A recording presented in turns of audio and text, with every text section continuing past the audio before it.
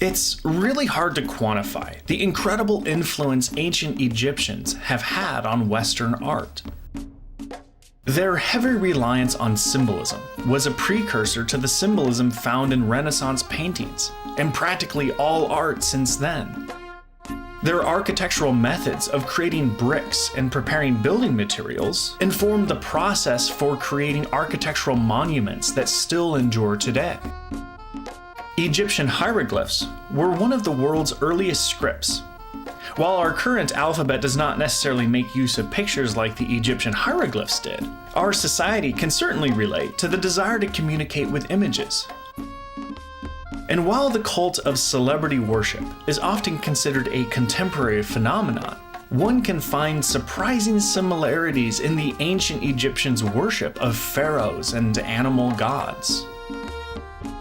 The period of ancient Egyptian art lasted from about 3000 BC to 30 BC, and is generally separated into three kingdoms: the Old Kingdom, the Middle Kingdom, and the New Kingdom. Egyptians created the first ever portraits of individuals. The sizes of different figures was highly symbolic in ancient Egyptian art. Pharaohs, for example, were often the largest figures in any painting, symbolizing their dominance and power. The smallest figures were usually peons, the little people as it were. Egyptians' use of color was also highly suggestive. Men who worked outside were often red, whereas women and indoor workers were painted yellow. Egyptian painting made use of the same mixed perspective found in Stone Age art.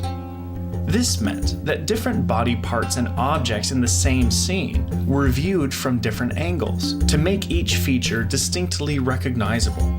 For example, feet were always drawn in a profile or side view because they would be less recognizable if you looked at them head on.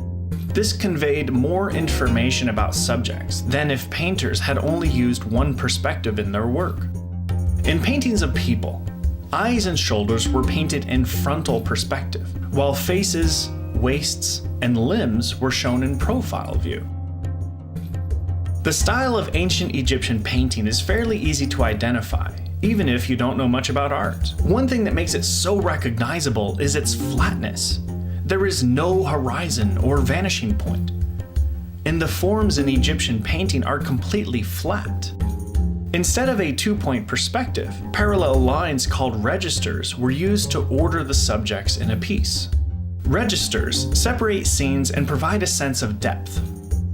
For example, when two figures overlap, the one on top is closer and the one underneath is further away. The absence of a register indicates chaos and occurs in battle and hunting scenes.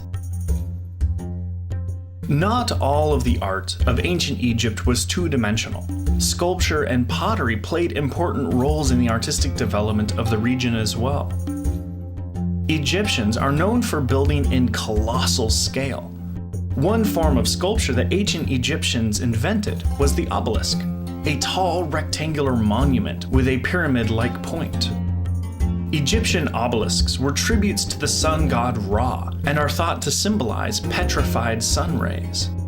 Ancient Romans loved the obelisk design and created many obelisks of their own. The tallest remaining Egyptian obelisk is the obelisk of Hatshepsut, a female ruler who ruled for almost 20 years during the 15th century BC.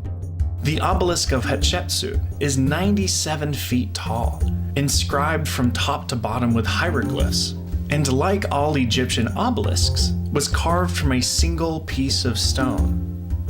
Today, monumental obelisks can be found in many capital cities of the world. The United States obelisk is the Washington Monument. Another Egyptian innovation was the stone column, one of the most significant staples of ancient architecture, and which we still often use today. Greek and Roman columns were inspired by these ancient counterparts. Egyptian columns were even topped with floral decorations called capitals, like the Corinthian columns of later times. The terrace temple of Hatshepsut features long rows of columns called colonnades, which would become an architecture staple in the classical period. Perhaps the best known piece of Egyptian sculpture is the Great Sphinx of Giza, that massive human head on a lion's body, the giant face with its missing nose, the body with its long stone lines. Smaller sculptures carried on the themes of colossal tributes, representing gods and figures who also took animal forms. In addition to three-dimensional sculptures, Egyptians carved sunk relief sculptures into flat surfaces. These sunk relief sculptures often followed the same aesthetic as Egyptian painting, flat images featuring multiple perspectives and sized according to status and hierarchy. The Amarna period from 1085 to 1055 BC was a high point in ancient Egyptian art because of its increased attention to detail and full use of artistic materials. In painting, more figures were included in each scene, with some figures overlapping to create a sense of movement and urgency. The human figures in art from this period were more stylized as well. Details were more pronounced than in earlier Egyptian art. Particularly Pharaoh Akhenaten, are portrayed as softer and more feminine. You would think that with all the art that ancient Egyptians were creating, they would have been one of the first civilizations with art museums. This was definitely not the case. Most of ancient Egypt's sculptures, pottery, and symbolic paintings were hidden away from view. Egyptian art was not meant for the living, but intended as sacred tomb decoration for pharaohs and other higher-ups as a way to honor them.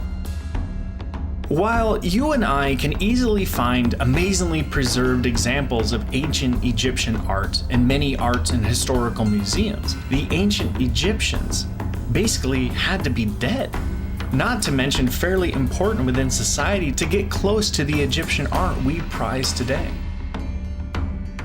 The art that wealthy, living Egyptians did have access to included amulets, jewelry, cosmetic containers, pottery, and beautiful furniture.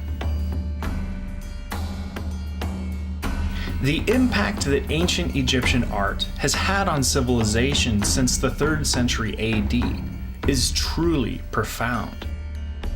Egyptian sculpture, architectural innovation, and symbolism would help shape the arts of ancient Rome and Greece, and is still evident in contemporary art.